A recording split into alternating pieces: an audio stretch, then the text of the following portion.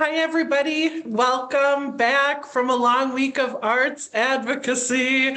I'm Sarah Fossen, the Executive Director of Minnesota Citizens for the Arts. I can't thank all of you enough for joining in this week. Thank you, thank you, thank you. First of all, I want to pass this off to Michael John Peace, who is not only our advocacy chair for our advocacy committee, but he is also our celebrity bartender for this happy hour. So Michael John, take it away. Oh, thank you. I'd like to make a toast to all of you. It's this collective action and gathering together any way we can to make our voices heard on behalf of the arts that really move the needle for arts funding, particularly to grow the support behind the one-time COVID relief funds through the Rue Lilly bill that we have been talking about with legislators this week.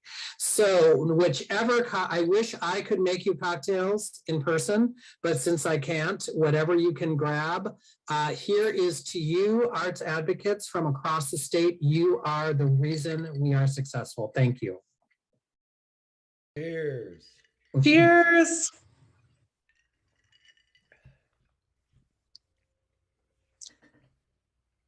Ross, would you like to? Ross is not only our board chair, but he is one of our top advocates for years now. And I can't thank him enough for his leadership of the organization, our board and all of our committees. But I know he'd like to say a few words too. So Ross. Absolutely. Thank you, everybody.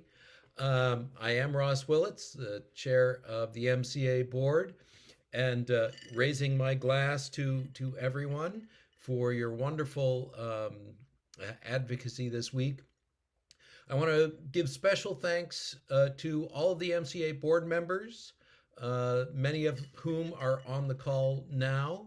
You do wonderful work, and we none of this would happen without without the wonderful work and support of the MCA board. Mark Albers, who is our Jedi Master, amazing work of getting together 100 legislator Zooms this week. Amazing work. Our intern An Nguyen, who also was on the phone, on the email, making everything happen behind the scenes. Thank you, thank you, thank you. Of course, you can't see him, but Aaron Fitzraditz, who is running this Zoom, who has been our technical support throughout the week. Thank you so much, Aaron. And goes without saying, but we do need to say it, Sarah Fossen, in her first arts advocacy week as executive director, has done just a magnificent job of pulling it all together, of attending as many of the 100 meetings as she possibly could, and really driving home the message. It's been wonderful. Congratulations. Well done. And thank you. Thank you so much. I have to take a sip after you cheers. I have to just reiterate that the behind the scenes here has just been incredible. Mark Albers should have to turn on his video for a minute so he could take some accolades, just to embarrass him a little bit. Thank you, Mark. Mark at any given time has 3 laptops open during all this, making sure all these meetings are going. And I just have to say, between his work here every single day, and on, of course, our intern, who is just incredible. What a huge week. Again, 100 meetings, almost 400 advocates participating in meetings, even more watching our opening ceremonies and participating in that way. What a major showing. Again, what representation and what an incredible, incredible group of advocates. People were just amazed in every meeting I went to. And this, I should say too, there are real tangible things that happened this week. For instance, the House bill already had a few authors, but now it already is at 14 authors. So as you were meeting with people, they were signing up and hopping on our House bill for support. Another 4 or 5 have said they're signing up today. So we've already got that bill up to 20 authors. It can have up to 50, so maybe that can be our goal. But to have that many people actually join on real time during meetings shows just how persuasive you were in making that argument that arts need COVID now, COVID relief now. Again, the work that you do, nothing compares to hearing from people in your district. I'm sure you heard this a million times in every single meeting you were at. Thank you so much for sharing your unique perspective and showing how it has really hit constituents in their districts. It's something that nothing compares to. So again, thank you. It really helped us show both the pressing need, but also that human impact. And that's what's making this bill continue to move. And thank you for taking time out of your busy week. I know that you all have other lives and organizations and things and family and other things to do. And for you to take time out of your busy week to help the greater good of arts across the entire state. Again, thank you. This is what is making a really big difference. Again, some of the other things that came out of these meetings were that we still have a lot of work ahead of us. I would say that one of the biggest things we have now is to really move the governor and push the governor's office on this. He said he's an art supporter, but he won't commit to our bill yet. So we've got some work to do there. And we're going to hold people accountable to help us. And so I think that'll be some of our next big pushes. It'll be pushing around the House. It'll be pushing around, pushing on the governor's office to really commit their support to this. Some of the ways that we're doing that, of course, is through the petition. So the petition is in the chat. Mark has posted it.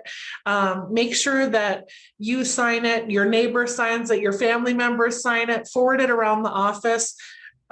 Please share it with your network, share it on social media. as you probably saw, our social media was a lot more fun and interactive and gained a lot of followers during Advocacy Week. Please share any of those buttons to some of your different platforms. It's really picking up speed. We'd like to get to about 5,000 on our petition. And right now we're at about 400, although we just launched it at the beginning of the week. But we really need to get those numbers nice and high. We're also then going to deliver that once we can get to about 5,000, we're going to deliver that also to the governor's office and the House and Senate to show in a heat map version of that exactly where people are showing their support. So, please do that. We're also considering doing an in-person rally up at the Capitol, which would be fun. We could see each other in real life, not with the kind of funny Zoom backgrounds where our hands look part alien. Maybe the end of March, beginning of April. And it might just be, over the noon hour up at the Capitol, but it would be a great time to get everyone to show up. We'll think of some creative theming with some signs and some messaging, but we're really going to have to work hard. It's $100 million, which is a huge request. Although, as Eric Takashita said earlier in the week, he's like, it's 1% of the surplus. So if we can't get those ARPA funds and it needs to come out of the surplus, 1% sounds like a pretty reasonable amount when you're thinking about having such a major impact on an entire sector of our economy. So be watching for that. And then we're going to have to do a lot of other outreach. So a lot of letter writing, a lot of people reaching out to their legislators saying, we need this passed, we need this passed, maybe even doing some more meetings on Zoom. So I hope you're ready because we're in this fight now and there's no backing off of it. We are going to work hard together to pass this $100 million bill, support the arts, get us all back on our feet.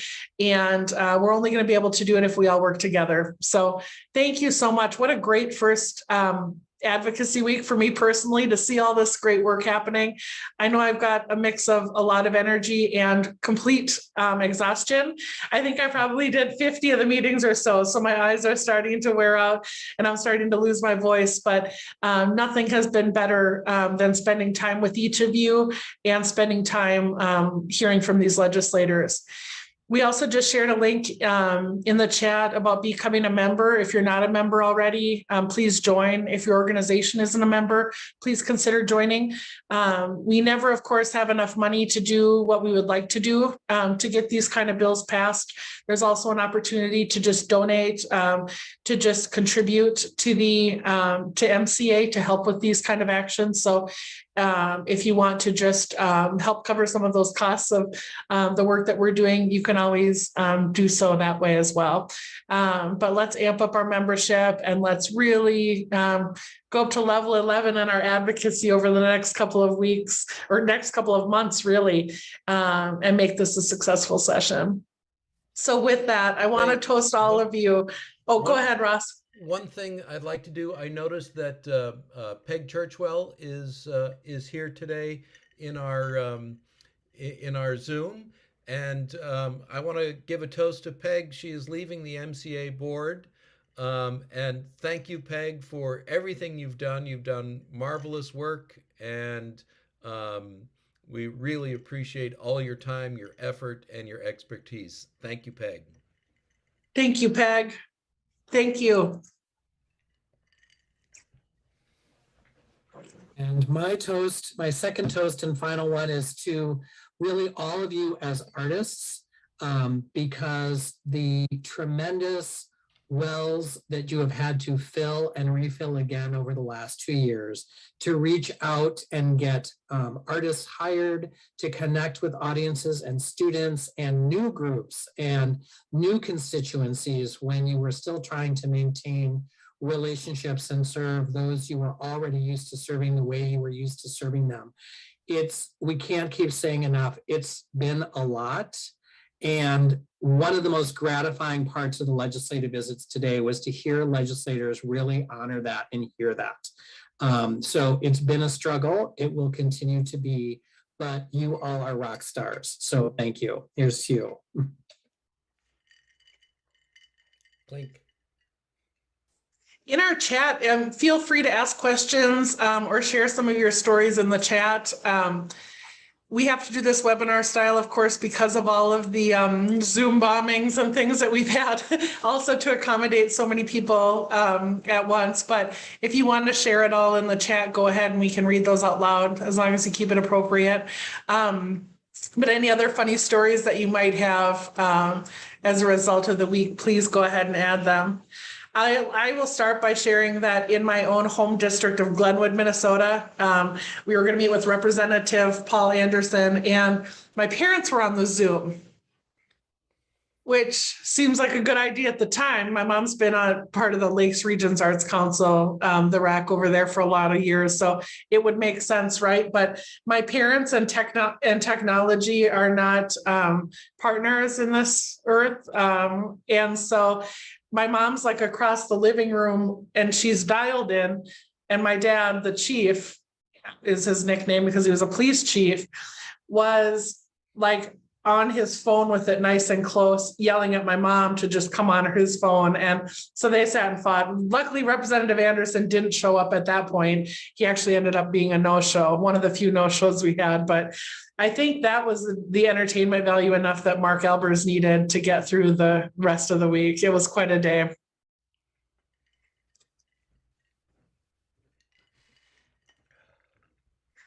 And yes, Michael John, you have to say this too. You can say it out loud. Yeah, we had the experience of, in life, you don't get a dress rehearsal except when you do. When it seemed like the representative who'd already changed the meeting time wasn't going to be able to join us. And so we went around and everyone shared their story and it was like letter perfect. This is going to be a great recording. And it's like, oh, she's joining the meeting room now. So let's just do it all again. I love it. And Tamara Nadell, I was in that meeting too with Representative Hornstein when he did his famous Bob Dylan impression, always the highlight of Advocacy Week for Tamara. I know it was the times they are changing, right? It was really, really funny. It was good. Tamara, if you remember any of the lyrics, though I couldn't remember, I was kind of surprised that we were all singing all of a sudden in one of our meetings. It was wonderful though. And you don't want to hear my voice. I'm not going to get recruited onto vocal lessons anytime soon.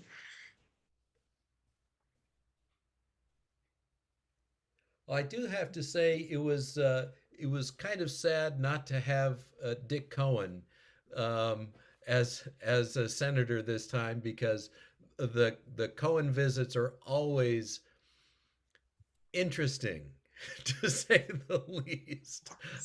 But we had Erin Murphy instead, and she was just delightful and such a strong supporter. Craig said end long. Yes. I don't think Mark would have let us go over the 15 minutes. That one would have needed to be a 2-hour meeting. And vocal lessons, I don't know if this is Marianne who's on the vocal lessons site, but there is no place for my voice in vocal lessons.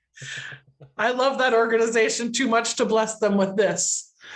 And Brenda Byron says, we had one legislator who could not meet with us this week, so we are continuing our advocacy meeting next Tuesday to meet with Rep. Torkelson from New Ulm. Oh, that's wonderful. So you've rescheduled. That's fantastic. And yes, Tamara, we'll rehearse next year in 61A. We'll rehearse for representatives. I hope he does Bob Dylan again, because that's actually pretty close to my own vocal range. Oh, he always does Bob. Oh, good. Whew. Yeah. I don't even know what range that would be. Grumbly and alto.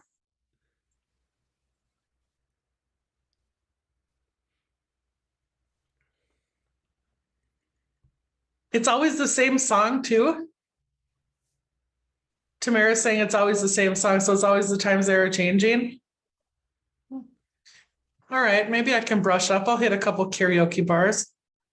And yes, we're gonna have to have a sing-off. Tamara Nadell versus Sarah Foss and sing-off next time. You'll get all the votes, Tamara. That's gonna be a slam dunk for you.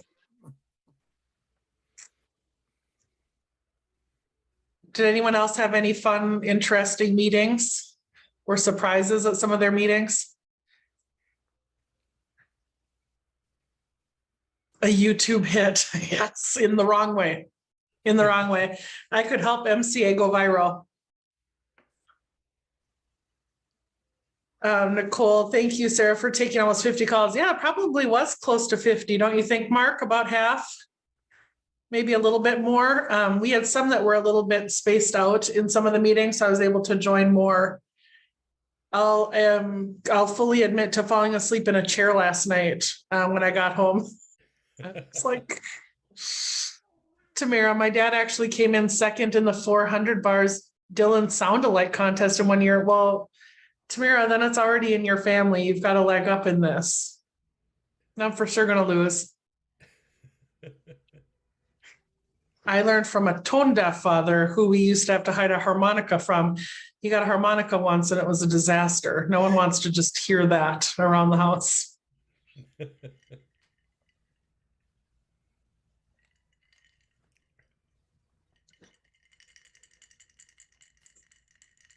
I'm just rattling my eyes to make it sound like we're in a happy place. Oh, from Brenda, we met with two senators who admitted their mothers were art teachers, yet they had none of their talent. However, they are both super supportive of the arts. Yay! Those meetings were easy. That's great. It's always good when you can find those connections. My mom was actually an art teacher too, so I think there's quite a few of us out there. That could be a special caucus, right? Legislators who are children of art and music teachers. I love that. We all had the parents who encouraged playing with your food, drawing on the walls. My mom would paint around all the times that we would draw on the walls. Yeah, we have a whole different kind of an upbringing. I got to spend some time with some Republican representatives, and I was very surprised at how very supportive they were, because they understand how important the arts are to their greater Minnesota communities. They recognize the absence of the arts in the last couple of years and are really knowing that in order to get new folks to come to town, to recruit new, I think as you said at one time, Sarah, recruit doctors, recruit people to bring their businesses to town. They need the arts. And there were so many of the greater Minnesota folks who were saying, yes, we support that because of this. So that's really great. Mm-hmm.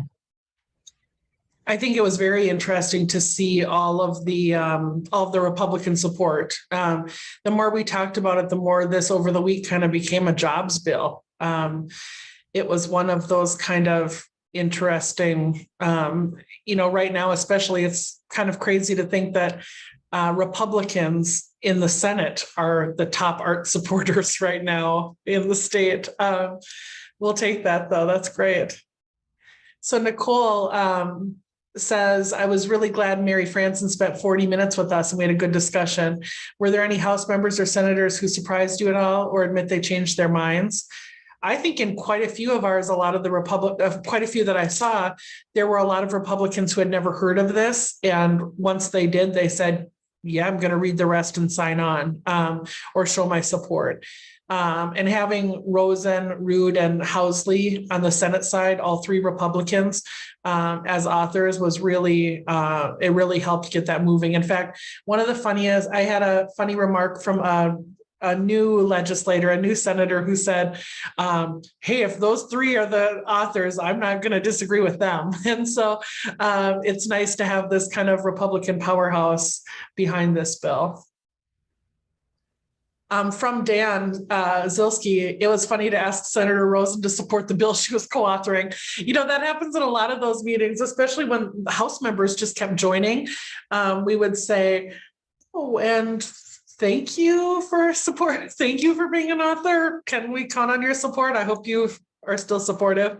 But in reality, because they author so many bills, it is good that we ask that. A lot of them will put their names on bills, but not necessarily really go to bat for it and help us push them through. So although there is always that awkwardness when they're a co-author, it's great to keep them on board and keep them pushing it. Sarah, I want to mention that I had, for at least 2 people I can remember, where the legislators had sons or daughters in the arts field that had been affected, had lost their job, or had just graduated and were looking for a job and had trouble finding a job the last couple of years. It's interesting to see the personal, that they had seen it personally from their own kids. Yeah. Oh, I see my dad has joined the attendees. I wonder if he's heard me talk. Here, I allowed him to talk. Hi, Dad. Hi. You can be our special guest for a second in the panel. Well, I can't believe the amount of support that you've generated in a short period of time. And hats off to all those people that make a difference in the world.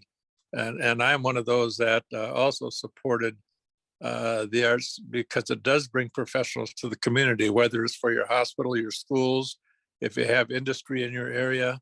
And it makes a huge difference when you're recruiting people to come to your area. And the I guess impact that it has on your areas is really, really huge. So thank you for all of your work, everyone that has really done a really great job. Oh, thanks, Dad. I'm removing your permission to talk now, but thank you for that.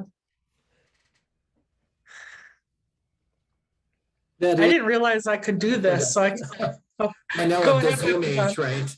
It's one benefit of the Zoom age is you can control who talks and who doesn't talk. I know, I didn't know we had it. We'll soon miss that when everything is back in person, but Yeah. But we can do this. If other people want to say anything, just let us know in the Zoom and I can allow you to talk on this cool function.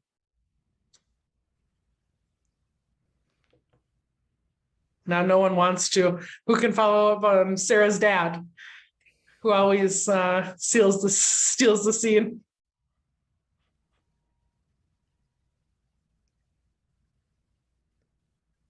Well, with that, if no one else has anything they necessarily want to say, we just want to say thank you so much. Again, it's a cheers to all of you who have been supportive and doing this work. Alice says he could do a wrap up with this harmonica. Yeah, right, Alice. We've hidden that so well. Someone will find it years and years from now in a time capsule in the backyard in Glenwood. But I just want to say again, thank you so much. Please watch for updates from us. We're going to keep you really informed as the session continues. This is important work. When you think again of $100 million injected into the arts and culture community, it's remarkable. And when this happens, we're not going to lose. We're going to push this so hard. We know we're a long shot, but that's never scared any of us before. We all survived the pandemic. We are pushing hard as organizations to go back to normal. Please fill out your legislator evaluation form in the chat so that we can keep as much of that information as possible. Sign the petition, share the petition, follow up and thank your legislators, and be watchful for information as we get that sent out. But again, thank you for making my first advocacy week as executive director incredible.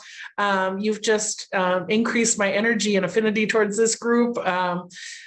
And again, we can't thank you enough. A special thank you to our board, Ross, Michael, John, and the advocacy committee. And Mark Albers, I think, needs another round of applause because that was an incredible feat. 100 legislator meetings, 100 Zoom calls, 400 attendees, 400 advocates.